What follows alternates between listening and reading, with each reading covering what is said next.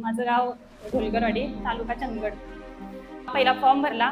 एक आयुष्याने एवढी जोरात धडक दिली की ठरवलंच काहीतरी करायचं म्हणून पहिली भरती दिली. काही माहिती नव्हतं, काही नव्हतं. गावाजवळ एक अकॅडमी होती, तिथं जायचो प्रॅक्टिससाठी, पण तिथं क्लास वगैरे काही नव्हतं, फक्त प्रॅक्टिस.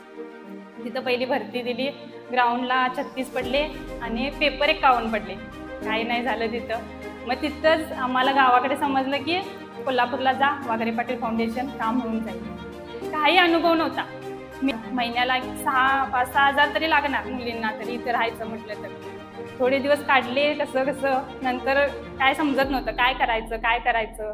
सरांकडे आलो एक दिवस, म्हटलं सर असं आहे, काय समजत नाही, काय करायचं सर, काहीतरी एज्युकेशन लोन भेटते का बघा सर, असं म्हटलं.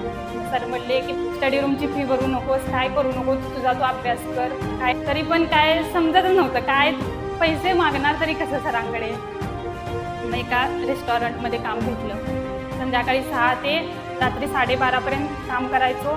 सकाळी 5ला ग्राउंड करायचो. दिवसभर परत अभ्यास, स्टडी, तेच चालू. 2023 पासून चालू झालं हे.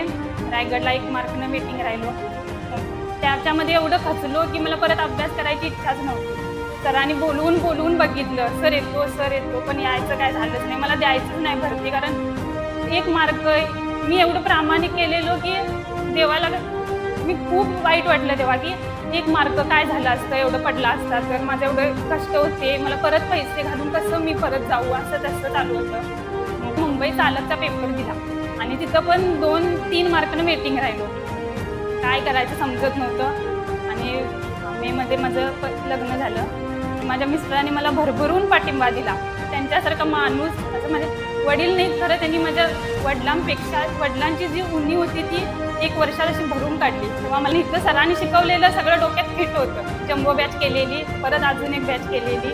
काय प्रश्नच नव्हता. मला अभ्यासाचं काहीच टेन्शन नव्हतं. खरं सांगायचं तर इथं मी आलो ना, मला मूळ संख्या काय हे माहिती नव्हतं. मूळ संख्या किती आहेत हे सुद्धा माहिती नव्हतं. मराठीचं व्याकरण थोडंफार नॉलेज होतं, खरं गणिताचं काही माहिती नव्हतं. जीकेचं काय असते काही माहिती नव्हतं. सरांनी खूप चांगल्या प्रकारे शिकवून घेतलं.